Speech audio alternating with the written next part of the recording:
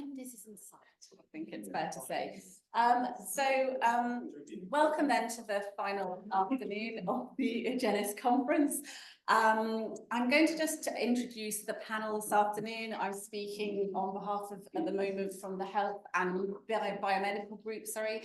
So I'm Dr. Hannah Farrimond, and over here we have Dr. Sam Wilkinson, and then we have Professor Ginny Russell.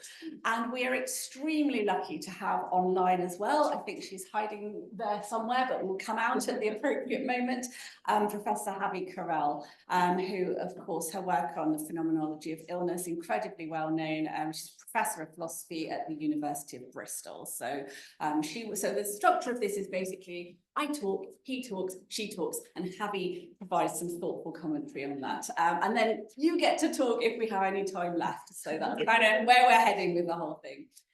So I do want to tell you about my own research, but before I do that, I do just want to say a couple of little things about the history of Egenis, and this will be taking John, and it literally will be a couple of little things, okay? Which is, you know, I'm standing here, I'm a social scientist, not a philosopher of biology.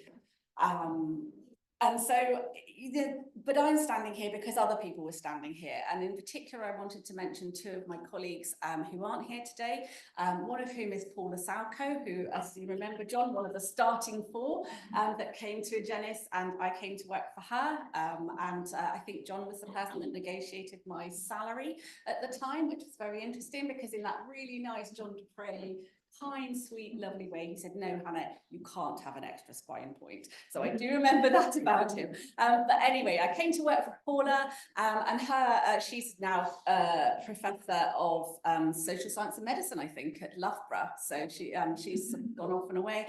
And also I wanted to think about Susan Kelly's work, Professor Susan Kelly's work at Egenis, because she then came along from the States and shook us all up a bit. And I think, Ginny, you're going to say something about the sociology of diagnosis and the work that she did on that.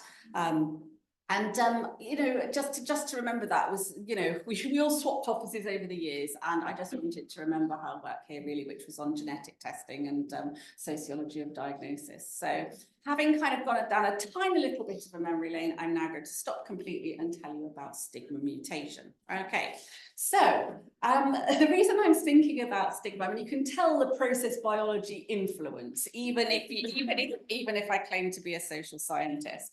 So the context in which I started thinking about stigma, so I understand stigma in this case, I'm going to give you a definition, which is the social devaluation of a person or a group, really basic definition, okay? And the reason that I started thinking again about stigma, I thought about it many times in my career, but it came back to me with a real kind of force, if you like, was in the COVID-19 pandemic, because it occurred to me that this was almost incredible once in a lifetime opportunity, hopefully once in a lifetime opportunity, to study the emergence of a new stigma. In other words, we didn't have COVID before that, and so we couldn't have had a COVID stigma before that. I'm going to say a lot about lineage and history as well, but essentially COVID-19 stigma couldn't have existed before that point. So it was literally emerging in real time, and that's what I found so fascinating about it.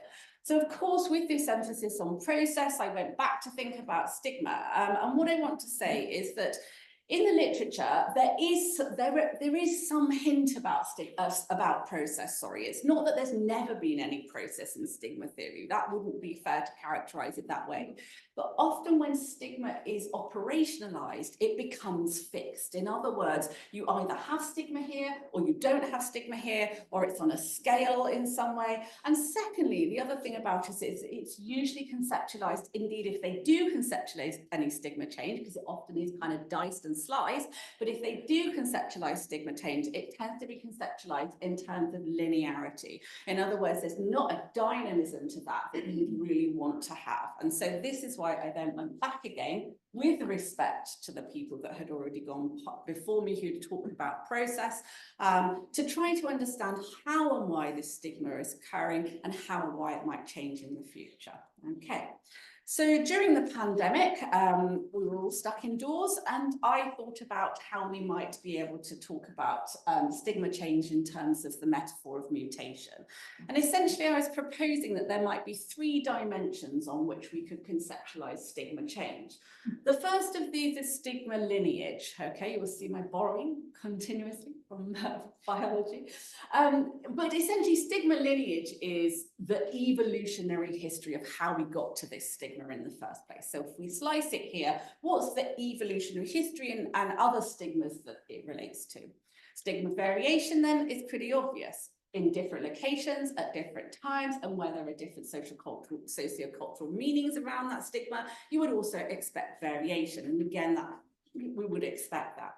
The third thing I wanted to conceptualize was stigma strength. This isn't about any one particular incident, but rather about macro waves of stigma that we can understand as amplifying or weakening. And the other thing I want to say on the next slide is that these can actually happen simultaneously. So I got so far, but I didn't get quite where I wanted to be. So I came into conversation, because we're at Interdisciplinary Centre, with the Professor Mike Michael, who a Professor of Science and Technology Studies, and he started sending me lots of readings and things about networks and assemblages and connections. And the things that I wanted to take from that, so I was quite excited because this was a genuinely interdisciplinary moment. So what I'm taking really, or what we're taking together, because I'm writing with him as well as by myself on this, is that if you imagine these 3 dimensions as having interrelations and an infinite amount of connections, that's very helpful because you can imagine lots of multiple connections. However, you also want to be able to show in this dynamic system that there is both predictability and unpredictability. Now, predictability is very important in stigma because it is fairly predictable. We kind of know when we start out. So, for example, in the COVID-19 pandemic, we could kind of predict who was going to be stigmatized during that. And it is groups that are already stigmatized, already marginalized, where there's already discrimination against them. And it's not then surprising that that becomes, it changed, but also has that lineage there.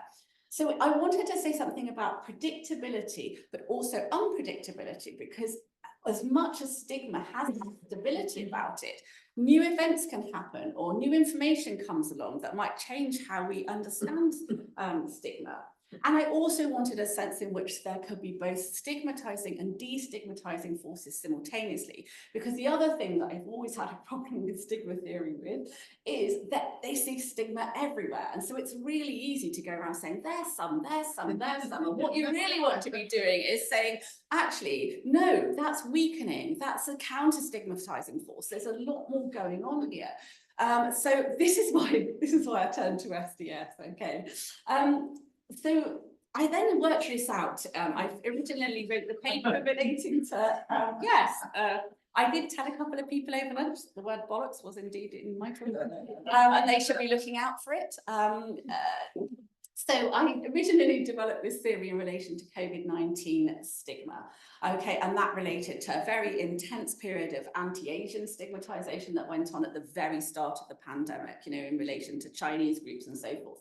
But I've been since working or looking at various different case studies, and the one that I chose to present today is long COVID stigma. And I really don't think I need to prove that long COVID stigma exists, because our esteemed Prime Minister indeed wrote the word bollocks on a report about long COVID. So the point being, of course, then that people who have long COVID feel either made invisible by the healthcare system, so that's an external form of stigmatization, sort of what Scandler would call enacted, I suppose, and then the internal feeling of being devalued as a person themselves, perhaps blame, perhaps shame about that, as carrying on, so that being the felt stigma inside. So I'm not going to prove the existence of long COVID stigma in the face of Boris Johnson. Okay, so If we then map those dimensions, we have lineage. This is no surprise, okay? COVID itself might have been a new name for a new disease, but of course it's part of a lineage of other plagues and viruses, and all of which have been stigmatized in history, and we know a huge amount about this. So the fact that then long COVID comes out of something stigmatized, again, it just provides a sense of history. And the second thing, of course, is that being disabled or being unable to work or having a limit, what we call in sociology a liminal condition, one where there's a debate over what the causes of that might be, so psychological, biological, and all of those debates.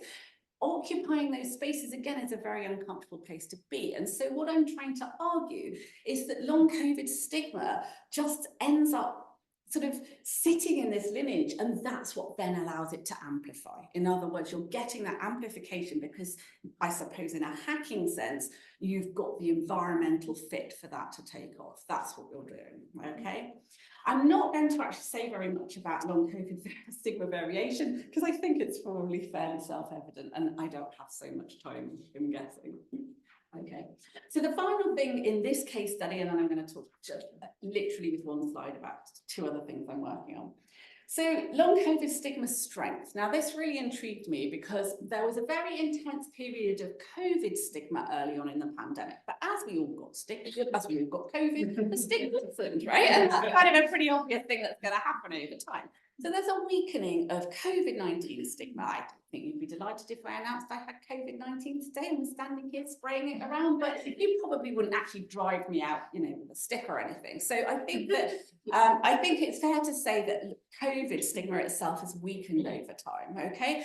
But the long COVID stigma seems to be amplifying. And so I'm interested in why there's this sort of crossover, if you like. And so my theory is that essentially long COVID has a symbolic resonance at this particular moment in cultural history. We all, I mean, you know, there's loads and loads of brilliant history's been written about pandemics. Duvall's work, I'm thinking of Laura Spinney and the Pale Rider, if anyone knows that one about the flu. But essentially there's often a war waged between people who want to forget and pretend it never happened and people who want to remember. And my theory is that people with long COVID literally embody in their bodies our memories of COVID. And for that reason, they are an emotionally potent symbol of the pandemic. And this is very unfortunate to them because they then become either made invisible or hidden or don't feel they can disclose, or are deliberately silenced because a lot of governments don't really want to talk about their actions in the pandemic. So having taken you rapidly through this particular case study, I just want to throw things out there for you to think about. I was sort of taking this theory forward by thinking about other examples of stigma. And the two that I'm working on at the moment, one harking back to work I did years ago and one quite new to me, firstly relating to psychedelics. And the reason that I'm interested in psychedelics, lots of people are interested in psychedelics at the moment, but the reason that I'm interested in it is because I see that there's a period of intense change around the social meaning of psychedelics. In other words, all of a sudden, they're this kind of savior in mental health. They're going to be, you know, treating depression. I think Matthew Perry actually died of a ketamine overdose, so I'm not sure that that's all in the positive direction. The Friends star, if you know who that is. But the point is that there's a lot of simultaneous connections that are going on that are both positive and negative that are going to affect how we view people taking psychedelics and also which groups take psychedelics as well. And the second thing I wanted to say, and this relates to my earlier work on alcohol and smoking stigma, is that things can be both fixed and flexible. And I would argue, and Havi might have something interesting to say about this, I suspect that she does, I would argue that smoking stigma in the West is relatively fixed. We kind of decided 20, 30 years ago that it's, you know, pollution, peril, poverty. That's what I wrote a paper about. And that's kind of how it is. But with alcohol, I feel like there is a change in cultural meanings around alcohol happening, even though we've got a lot of positive representations. I kind of was astonished to see this particular advert that came up. I don't know if you can actually see what it is in that glass, right? And I was looking at it again and again. I think it's supposed to be a tumour, okay, in a glass. And to me, it's so resonant of the whole public health, public health, I would argue some mistakes around using very stigmatizing or disgusting images that can then not necessarily intentionally, but accidentally slip onto those who are already the most disadvantaged, already the most excluded, and so forth. So I think my final point would be that if public health is going forward with this kind of thing, they need to think very, very carefully about using directly stigmatizing images, particularly when it's referenced to groups. Okay, that's my bit.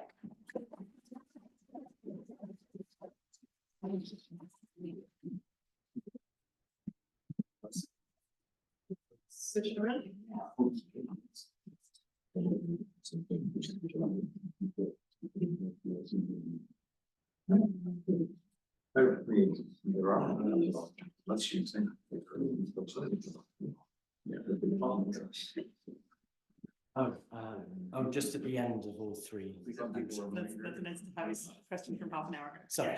Oh, yeah. Whoops. Okay. Yeah, so now we're going to go from the lovely slick slides to black default text on a white background. I'm going to talk about psychiatric fictionalism, diagnosis, and epistemic injustice. This isn't so much like a well worked out presentation as just some sort of some ideas for the future. And as a simple structure, I'm just going to introduce the position that I've called psychiatric fictionalism, and then I'm going to present an apparent incompatibility with epistemic injustice. And then I'm going to look at some ways of making the two positions compatible in a way that kind of clarifies both positions together, and in a way that's kind of nice because they actually share a lot in common in terms of the spirits of the different research programs, the fictionalist and the epistemic injustice research program. So I'm going to start by introducing psychiatric fictionalism. So this is something that actually grew out of, I can't remember how long ago it was, but Adam was doing a workshop in Budapest on mental fictionalism, and I was exploring different kinds of anti-realism about mental illness. And he said, well, maybe you'd like to come along and give a talk at this. And I thought, yes. So, and that came out in an edited volume where I present psychiatric fictionalism, and then I've been developing psychiatric fictionalism, for example, in terms of how it relates to narratives of responsibility in the context of mental illness. So how you get diminished responsibility, for example, in contexts where somebody is deemed to have mental illness. Okay. So what is fictionalism? Well, the first place to start is to say it's a form of anti-objectivism. Right? So here you've got Rob Kendall presenting a kind of mainstream debate in philosophy of medicine. He writes, the most fundamental issue and also the most contentious one is whether disease and illness are normative concepts based on value judgments or whether they are value-free scientific terms. And very roughly speaking, this is a massive oversimplification of a very complex territory. The latter, the idea that disease and illness are value-free scientific terms, is roughly speaking objectivism. And there are all sorts of problems with objectivism. I don't want to labor the point, but relativism is sometimes seen as a threat to objectivism, the idea that the boundaries of illness shift across time and cross-culturally in line with shifting values and value judgments.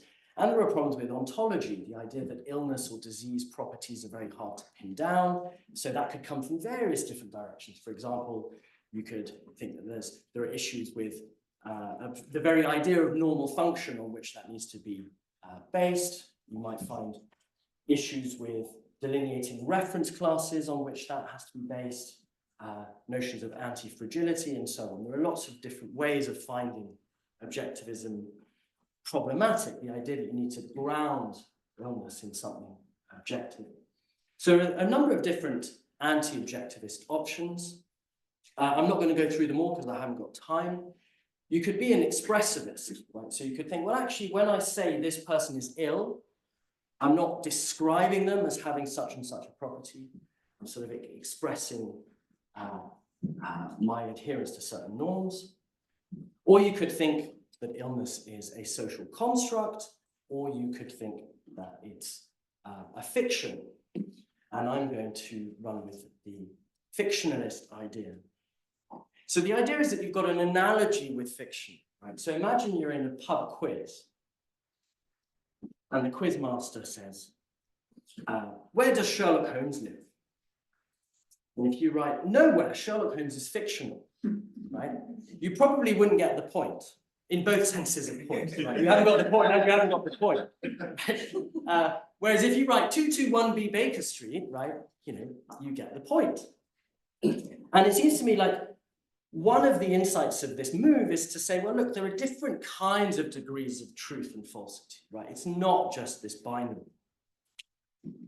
And the idea behind psychiatric fictionalism is that there is an analogy to be drawn with this thing. Right? So when we attribute psychiatric illness status, we are engaged in something like a useful or perhaps even indispensable fiction.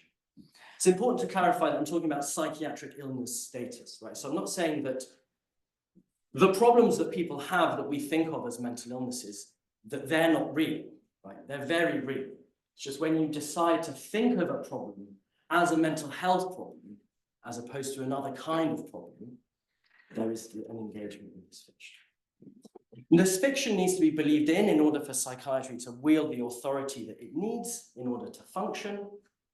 There's an interesting and subtle contrast between believing in a fiction and believing a fiction, namely what the fiction says. The fiction is flexible, right? But we need some fiction in place, hence the indispensability, and we can't just have any old fiction in place, right? So it's flexible, but there's not an anything goes kind of thing, right? It needs to work. So then you start thinking, well, what makes some fictions better or worse than others? And that might be based on what they achieve, both practically or morally. And of course, this goes back to a very, very well-known book. I mean, arguably a cornerstone of some traditions in philosophy of psychiatry, Thomas Saz's The Myth of Mental Illness, right? Now, if you say mental illness is a myth, right, that could just simply be the pejorative statement that it doesn't exist, right? And that's what's intended here. But it could also be a richer and more positive claim, right? Myths are things that we live by, right? Different cultures have different myths, and as a result, they live differently. And this introduces the idea that you've got this very holistic narrative structure surrounding mental health discourse. Now, option 2 was constructivism.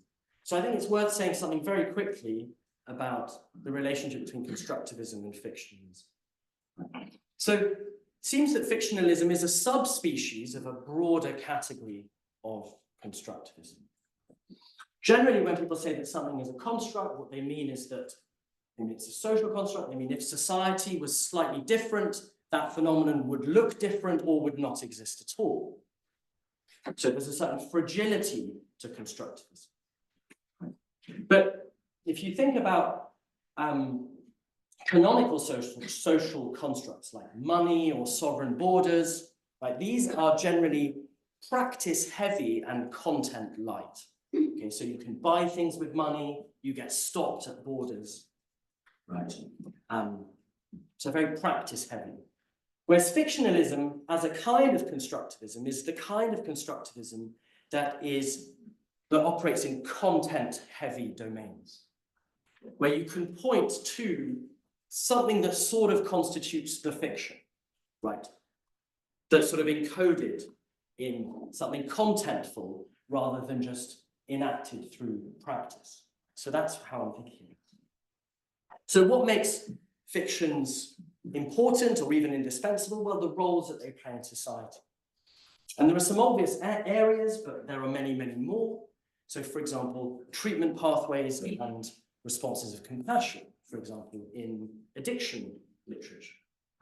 So the societal move from thinking about addicts as morally corrupt hedonists who value short-term benefits. The move from thinking from that to thinking about addiction as a mental health issue, right, engenders a reaction of compassion. criminal and moral responsibility, right? The idea that if you have a mental illness, you have diminished responsibility. Educational context, right? That has upshots for academic attainment when you're thinking about behavioral issues and how you might respond to that. So basically the inferences that they enter into. And I've had a long-standing interest in meta-ethics. And here's this nice presentation of what's called inferentialism in meta-ethics, but I think I can borrow some of this for developing fictionalism. So here's Matthew Chrisman talking about inferentialism in making sense of normative discourse, and the basic idea is that psychiatric discourse is a form of normative discourse too. In a nutshell, the idea is to center the commissive role of language rather than any descriptive or expressive roles. Rather than gild and stain or guide and goad, I want to suggest that normative vocabulary is most fundamentally for structuring and governing a rational practice of reasoning with our interpersonal discursive commitments about what to do, think, and feel. Now, this is about normative discourse more generally, but I've been thinking about whether and to what extent this works for psychiatry. So on such a view, the meaning of mental illness discourse is determined by the roles that it plays in certain inferences, crucially not just theoretical inferences, but practical inferences, what to think, do, and feel. And so mental illness is intrinsically tied to its role in how it relates to reactions like blame, judgments of autonomy, and also to institutions like education and criminal justice. And in fact, this is one way of trading one fiction for another, right? As soon as you change the relationships between these things, you are in a sense modifying your fiction, modifying the discourse. So think about how fictions work, right? Sherlock Holmes lives at 221B Baker Street. What does that mean? And how do you demonstrate your understanding of what that means? Well, Sherlock Holmes lives in London. He lives closer to Marble Arch than to Mile End. He probably lives in a flat, 221B, and so on and so forth. Similarly, when we say that somebody has a specific mental health condition, what does this mean? Well, that makes sense against a whole slew of practical and theoretical inferences. And that's not just within psychiatry, but across other institutions that are sort of psychiatry adjacent, such as education and criminal justice. So this leads to a whole separate program about the pragmatics of diagnosis, and how different diagnostic categories actually work. Okay. So here's an apparent incompatibility with epistemic injustice. And this is very flat-footed, and in a way it kind of serves to show how not to think about epistemic injustice. Epistemic injustice is injustice concerning knowledge, you might think, right? The clue's in the name. But knowing P entails that P is true, right? Therefore, there can only be epistemic injustice, properly epistemic injustice, about something that can be true. So therefore, epistemic injustice in psychiatry seems incompatible with psychiatric fictionalism. And this is why the incompatibility is bad. So here's this incompatibility. You need this injustice about matters to do with knowledge, but I'm saying that you can't have knowledge of mental illness because of fictionalism. Well, I've got a personal reason, right, which is that at the moment I'm endorsing psychiatric fictionalism, but I also really like recent work on epistemic injustice in psychiatry. And we've got Havi online, and we've also got Ian in the back, right, who's written these two, both of them have been involved in these two wonderful papers on epistemic injustice in psychiatry, right? And I love those papers. It's really bad news if my views are not compatible with that, right? So that's a personal reason, but here's a theoretical reason. There are clear similarities between psychiatric fictionalism and epistemic injustice. Both, for example, have an ameliorativist agenda. Right? So when people who work in epistemic injustice think, well, this way of thinking about this is epistemically unjust, right? How do we correct it? That's very, very similar to when the psychiatric fictionalist thinks, well, there's a lot of wiggle room in how we are to think about these people's problems. Maybe we're thinking about them in ways that rob them of autonomy, that dehumanize them, that harm them in all sorts of ways. So both have this ameliorativist agenda. And there are two possible solutions. Actually, three possible solutions, right? Because the third one is a combination of the two solutions. So one is that you might focus on forms of non-epistemic hermeneutic injustice as a fictionalist. Right? And that way you get to retain the ameliorativist angle of fictionalism. Or you can broaden the category of the epistemic. Or you do a combination of both. So here's sort of how that might look. So you've got the original version of epistemic injustice as presented by Miranda Fricker in 2007, the distinction between testimonial and hermeneutic injustice. That's the basic idea that in order to be epistemically just, you need to accept the testimony of people, right? But you also need to give them the interpretative resources to make sense of themselves, of their experiences. So you might think that there are hermeneutic injustices that are practical rather than epistemic, right? Here's a way of you thinking of yourself that is going to lead to good outcomes for you, rather independently of whether it's accurate. So then you would have interpretative frameworks that are beneficial rather than true. And there are also competing values beyond truth, right? So you might think, well, we need to adopt frameworks that foster autonomy, dignity, authenticity, and all of these other things. So you could reflect on how those relate. Now, broadening the category of the epistemic, to be fair, this is how epistemic injustice literature already works. So knowledge and truth are social phenomena, right? That's kind of a starting point of the epistemic injustice literature. So to think of epistemic injustice in terms of injustice to do with knowledge traditionally and individualistically construed, right, is already a mistake. But I did that for the purposes of exposition. So truth is not about correspondence to some kind of objective reality, it's about something else, like securing consent. So the epistemic is about power and authority more than some kind of objective notion of accuracy. It's about who gets to be heard and who gets to control the dominant narratives.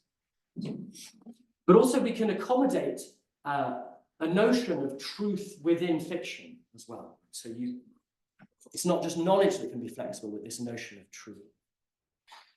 And you can do a bit of both. And here's an ambiguity within the suggestion, a bit of both. You can do a bit of both in that, help yourself to a bit of both, right? Or the two options can kind of blend into each other, right? So the idea that widening the notion of the epistemic and looking beyond the epistemic kind of blend into one another, right? Practical considerations start to feed into this broadening of the epistemic, but you need this delicate balance, right? Because at the extreme end, you can't simply encourage comforting fantasies, right? So what you need is you need flexibility within constraint, right? Where you need to think about what those constraints are, right? In the service of optimality, where you need to think about what that optimality is. What is it that you are trying to optimize? Right, that's me. Thank you very much.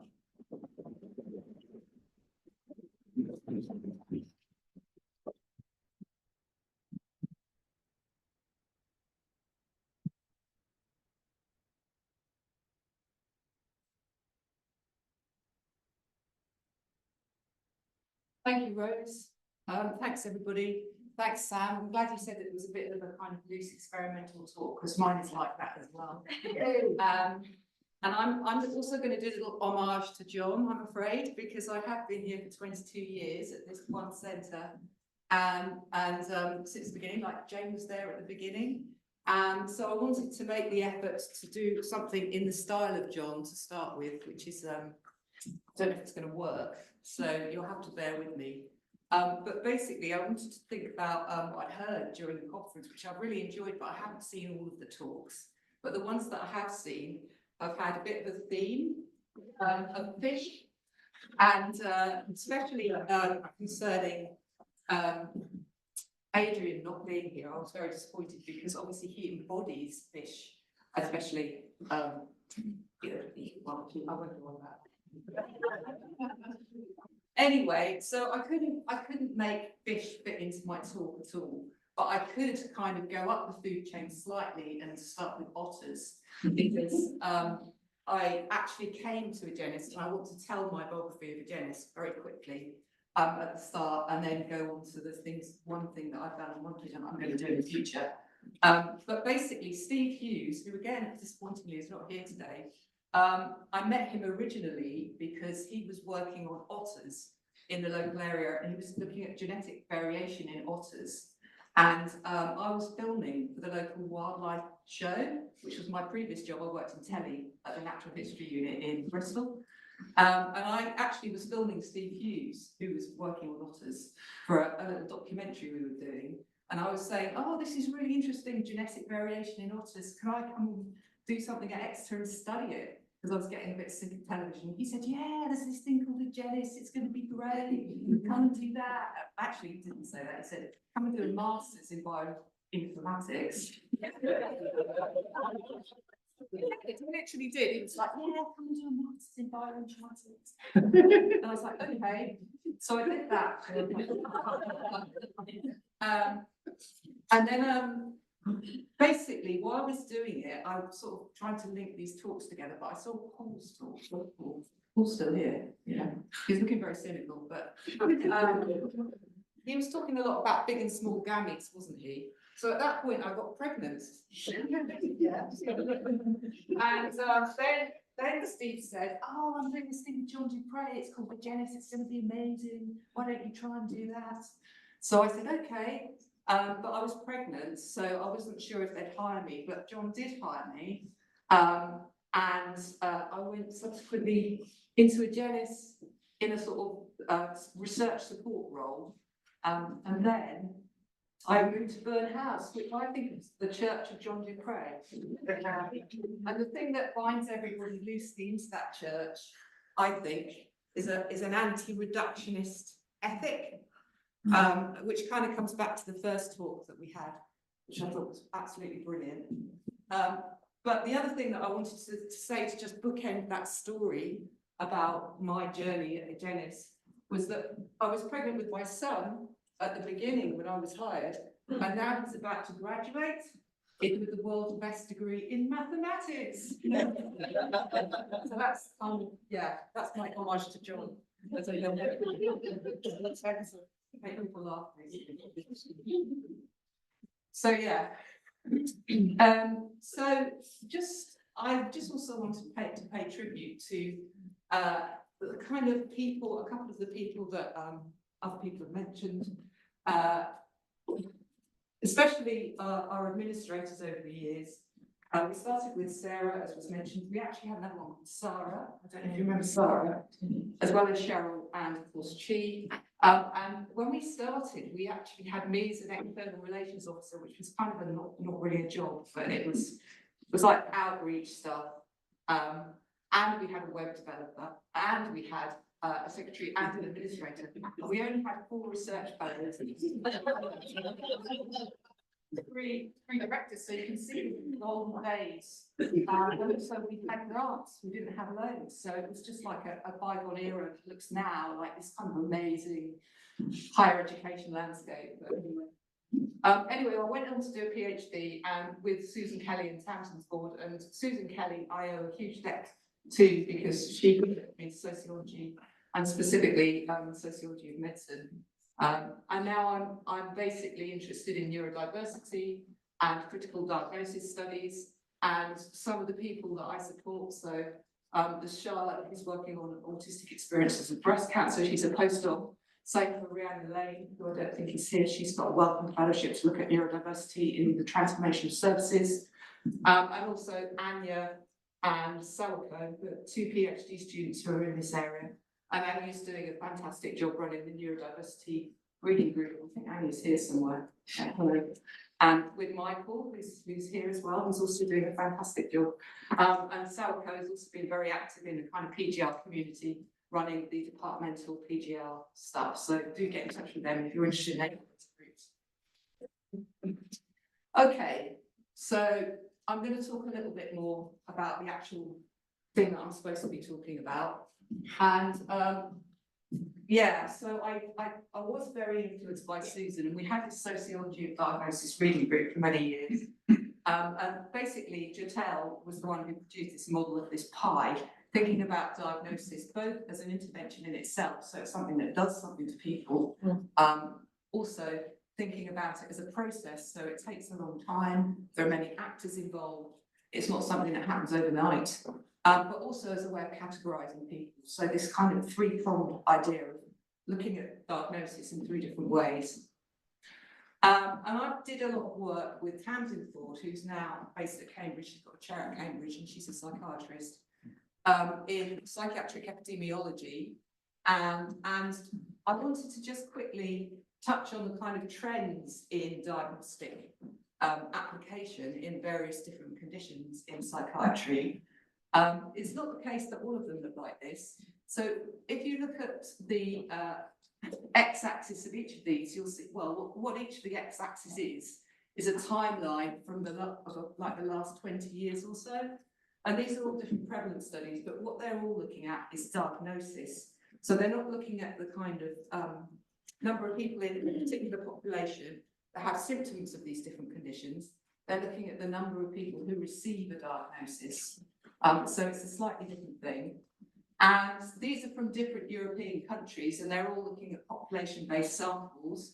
So the first one is taken from the Danish psychiatric registry data, which is a population-wide data set. So everybody has their data recorded in a lot of the Scandinavian data sets. So they're much more kind of broader and wide-reaching than the information that we have.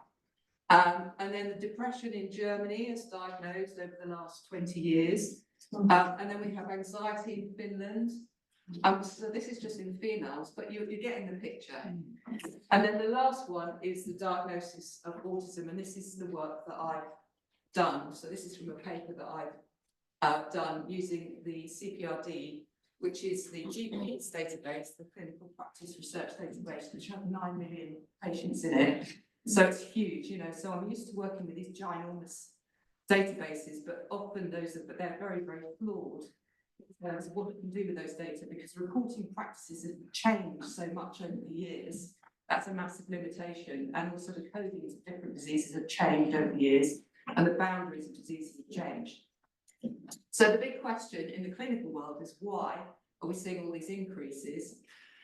Is it a kind of increase in symptoms? More people have these conditions, in other words, or is it just an increase in treatment seeking and more people are getting these labels applied to them? So that's the kind of question. The likelihood is both.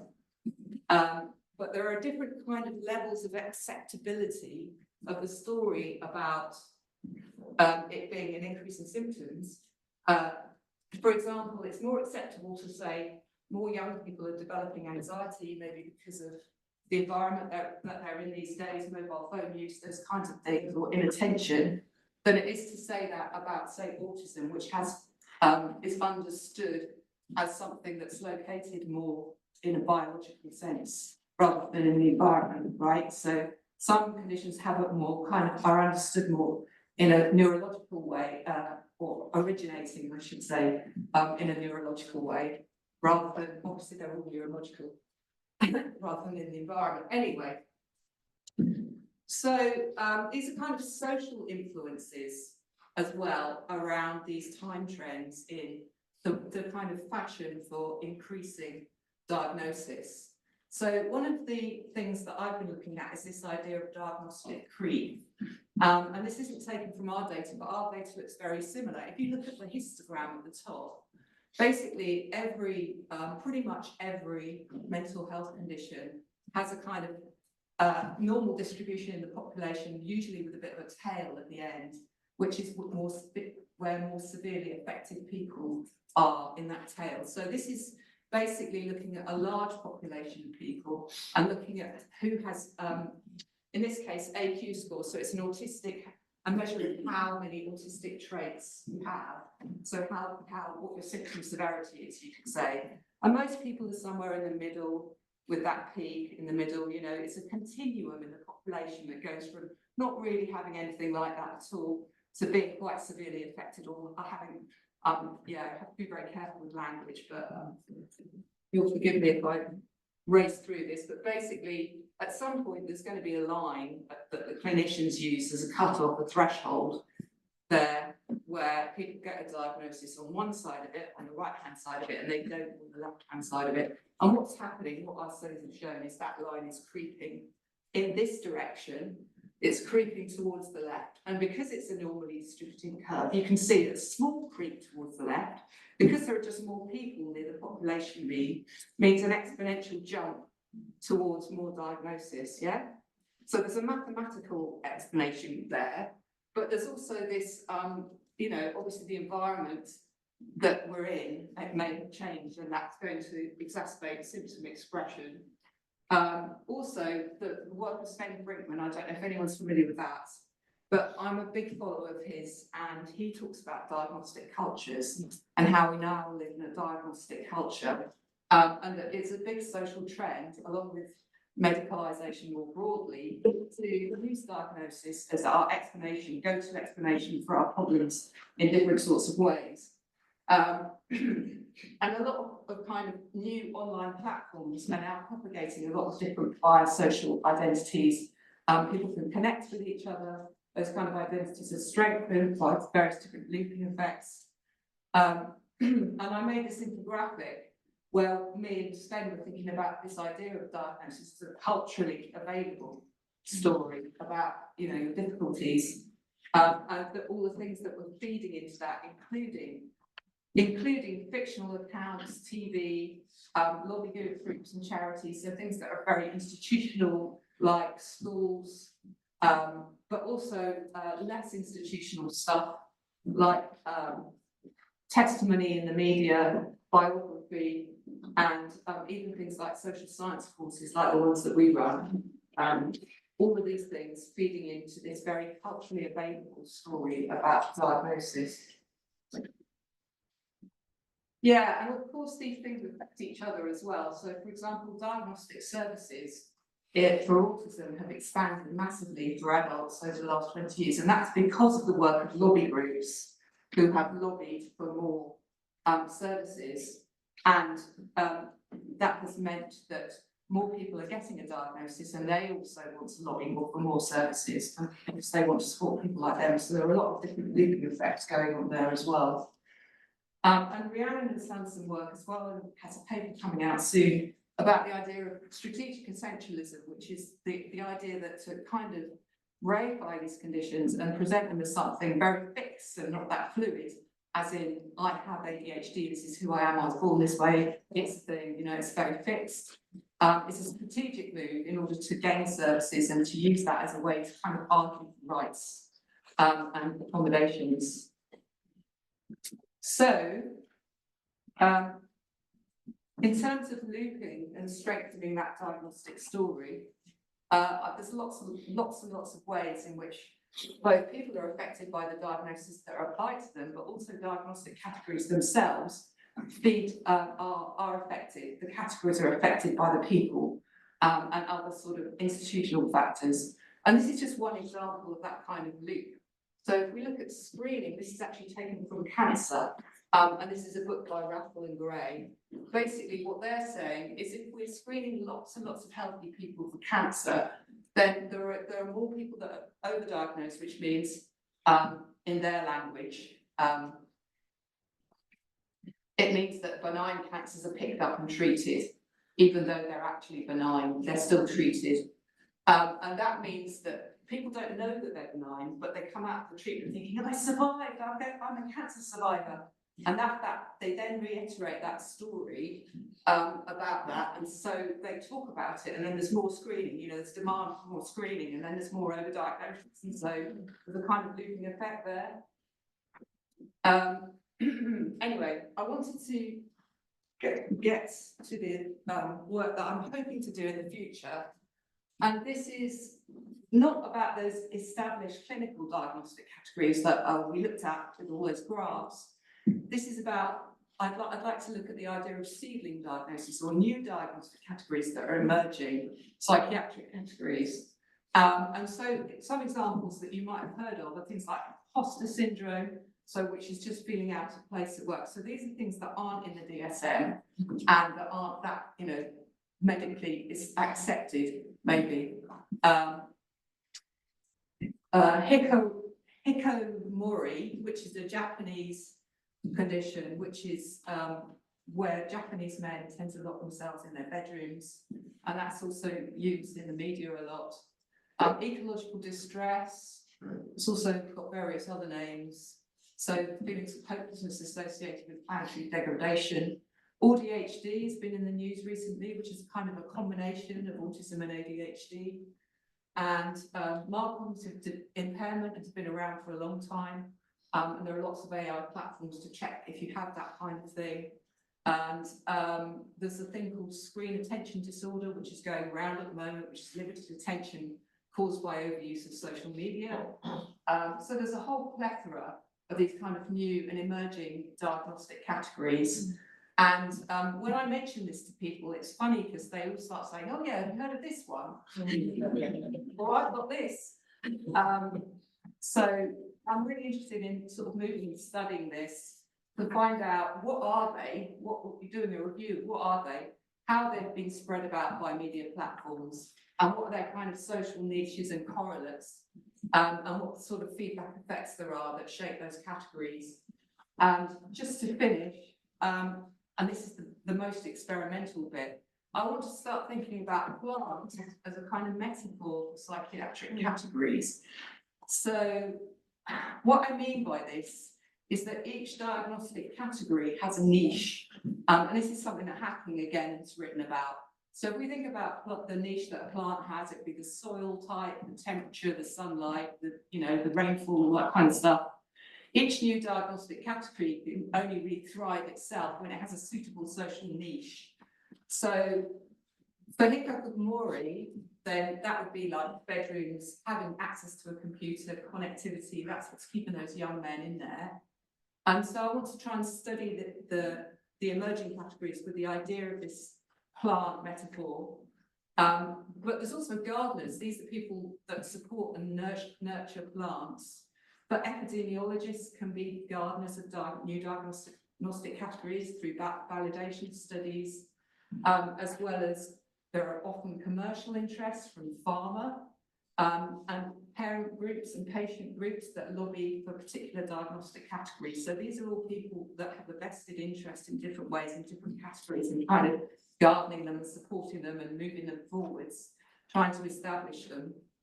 And finally, that a plant must, well, anything in a garden must serve some kind of function for a gardener. So it's either crop or a decorative plant. So diagnosis, of course, also serve various functions for people that adopt those diagnoses. People like Malloy and Bassel have argued for a long time that ADHD is really just a way to control disruptive children in classrooms. You know, that's the kind of classic paper on that. And also the idea of the kind of transiency of some of these diagnostic categories. They don't all establish, some of them wither and die without the right support or niche. And then, of course, there are different gardeners that are plugging different plants, right?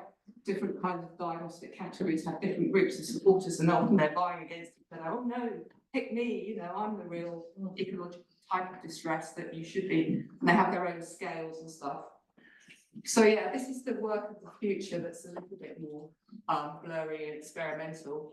And finally, just this idea of these seedling categories, and can we think about a life cycle of psychiatric, diagnostic psychiatric category, where we have, you know, this idea where it moves from being an idea that some people talk about to something that's used more in discourse with groups of supporters, which is developed by symptom scales through this kind of establishment stage and validation studies. And then that we actually have a situation where there are online platforms where people can self-diagnose and these things start to be used in clinical practice. So can we think about these things in a more dynamic way, in a more processed way? And that's where I'll finish.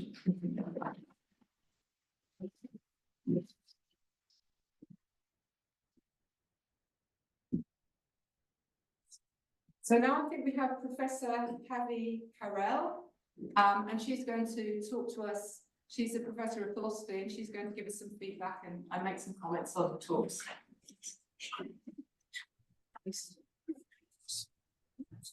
Thanks very much. So am I right in thinking that we finished this session at 3:15 and we still want to have questions? Because in that case, I think I'll be quite brief. So I'll try and talk for no more than 5 minutes so people still have time for questions and feedback.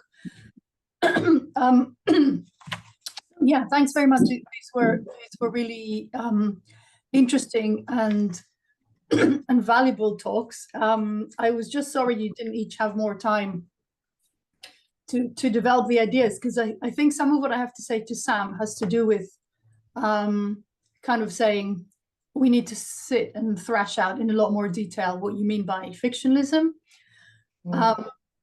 But I'll try and say something. So first to Hannah, I thought what you said was very, very poignant and very useful when we try and understand long COVID.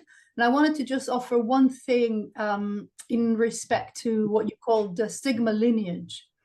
I think you connected it to the lineage of sort of plagues and viruses, which of course have a ton of stigma. But I thought actually of a different lineage, which is that of respiratory health, which in itself is a domain of medicine that is massively underfunded and also hugely stigmatized compared, for example, to cardiac disease or other kinds of somatic illness.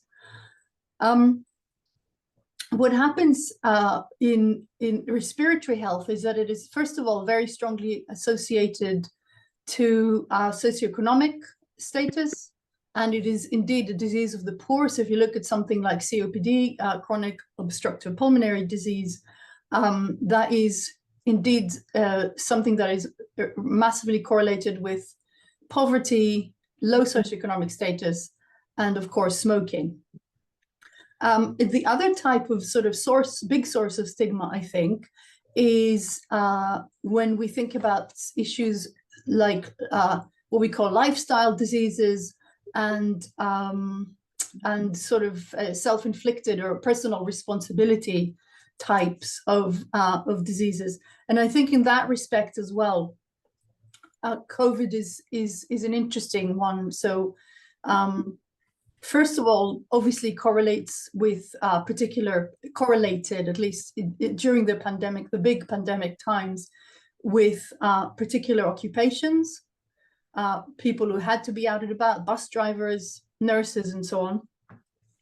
And of course, also correlated with housing. So the more cramped the housing was, and the fewer green and outdoor spaces were available, and the more the intergenerational the household was, the more contagion we found within that. And I would particularly pick out the work of Rebecca Tunstall on the correlation between housing and COVID infection rates.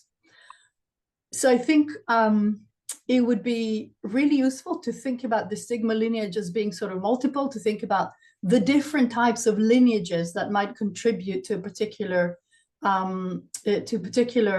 disease being stigmatized. And I think you're right to identify in long COVID a juncture of a lot of those things. So the fear of plagues, obviously stigma to do with malingering and kind of fictitious diseases. And then, of course, also the huge fears around contagion and transmission.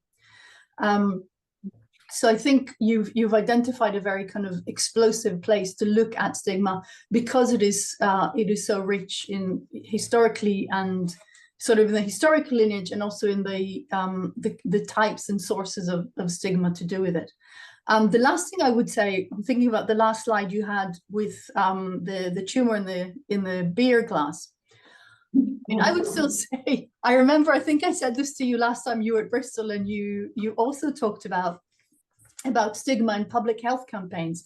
I would still say that a public health kind of policymaker would say, well, I'm more worried about people dying of smoking, directly caused, the harms caused by smoking, than people dying of stigma, which, I mean, you're right to kind of raise the second possibility, but I think from a kind of public health point of view, that would probably be the possible answer. So thanks very much, Hannah. That was really rich and interesting. To Sam, so I think this is both to Sam and Ginny. I would be interested in knowing more about how you think about the relationship between somatic and mental disorder. And I would say that I think there should be some continuity. There are, of course, profound differences, but I think accounts that can only speak to one or the other are in a way limited, because when we think about our folk notion of disease and disorder, that notion, of course, includes both. So I would want to know more about that. Maybe you can say something about that in a minute. So to Sam specifically, I think two kind of maybe central points. The first is you didn't use the term explanation, which I thought may have been quite useful. I'm wondering if the things you called fictions might be alternatively construed as explanations, or even excuses in the Rachel Cooper sense, saying, you know, you're saying, why aren't you here in Exeter in person? And I say, well, I have an excuse, I'm unwell. So I'd be interested again in knowing what hangs on the fictionalist account for you, since you said it was kind of subspecies of constructivism, and of course all of the three views that you presented could be more generally classed as normativist accounts. Now, the main weakness to my mind of normativist accounts, and this is something that has been partially responded to in more recent hybrid theories that combine normativism and naturalism, is that they do retain that connection to the biological, which I think would be really significant. So I'd be interested to know in this fictionalist account, what happens to that connection? And I will just say that I think more generally, I'm quite suspicious of narrative accounts of illness, because I think what happens is when people start thinking about sort of the diseases and illnesses as stories, you lose that really, really important, I think, intrinsic connection to the body and to the dysfunctions of the body. So that was another point. I really liked what you said about how illness fictions, as we call them, or accounts, I think, connect not just to healthcare institutions, but also you mentioned education and criminal justice. And I think that type of institutional analysis is stuff that Ian and I have more recently worked on a bit, and I think still has a lot of kind of mileage in it. So I was very pleased to see that.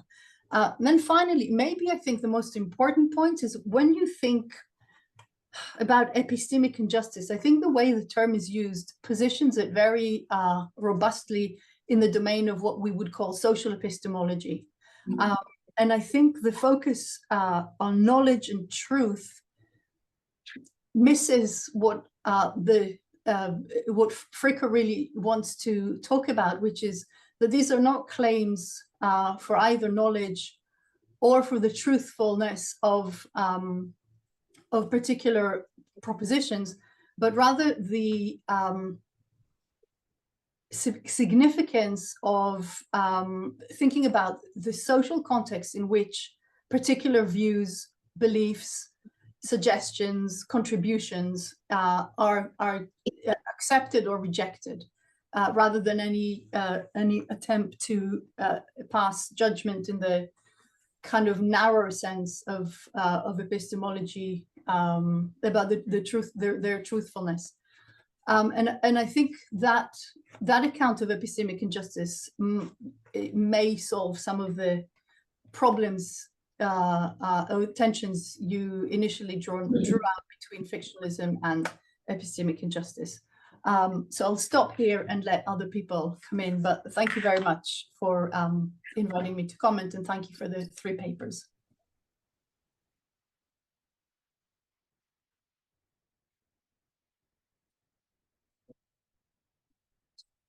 Yeah, should we take some questions or should we respond?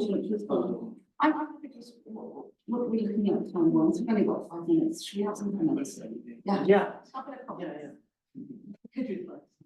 Oh. Can you hear me, Havi? Great.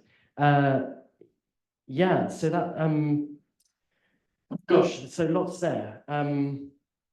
So when I first introduced the notion of psychiatric fictionalism, it was sort of coming off the back of some conversation I've been having about mental fictionalism. And so I think when you're asking yourself, what is mental illness?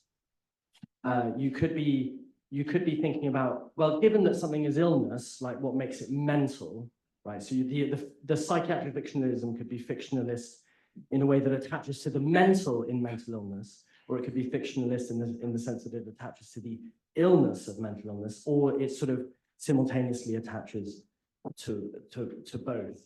And in a way that, so I started out engaging with Sadler's myth of mental illness, and it seemed to me that in a way that kind of chimes with what you said about having a unity across the somatic and the psychiatric domain, that it seems to me that he is overly optimistic about how unproblematic illness is in the somatic domain. So his argument sort of goes, well, we've got a pretty good idea of what somatic illness is. When we apply it to the mental, like we're overstretching, and so there's a sense in which, like that continuity is kind of important, and so like I would take my fictionalism to potentially apply to somatic illness as well, which is not at all to say that somatic illness isn't real, right? It's just that when you are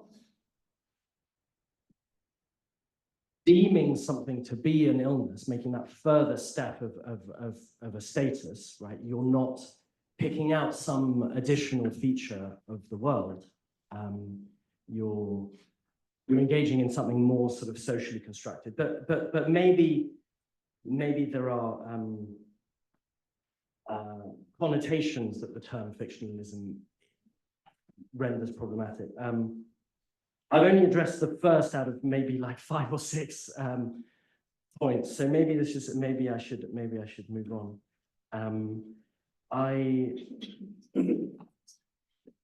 I don't want to think of fictionalism necessarily as narrative. Anyway, this is all stuff that yeah, maybe we haven't got time to pass on. But thank you so much. Okay, so we've really not left very much time for questions, but if people want to talk to us during the break, I think we've got half an hour. I kind of suggest that's what we've got a couple of minutes. Did you have something you wanted to add, Ginny? And by the way, Yeah, I'm sorry I overran. That's my main comment. I didn't realise. do you know what? I think we will finish there, but I want to thank Havi so much for coming and listening to us so patiently, and your comments were incredibly insightful, Havi. Could I email you about them? Because I really do value your stuff, particularly about respiratory illness, which I thought was a very interesting point and perhaps a dimension that I haven't pulled out before. So thank you very much. Shall we go to the break and have a couple? Okay, thank you very much.